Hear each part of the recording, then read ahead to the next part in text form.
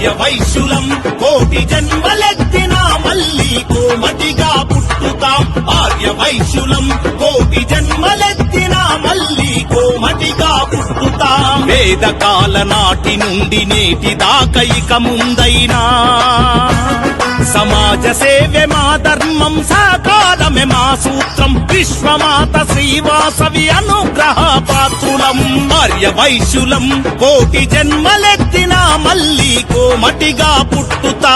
ఆర్యవైశ్యులం కోటి జన్మలెత్తినా మళ్ళీ కోమటిగా పుట్టుతా.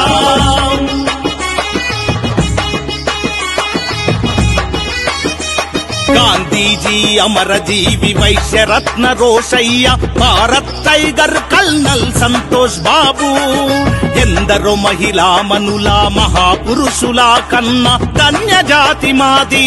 జగతిలో ఎక్కడ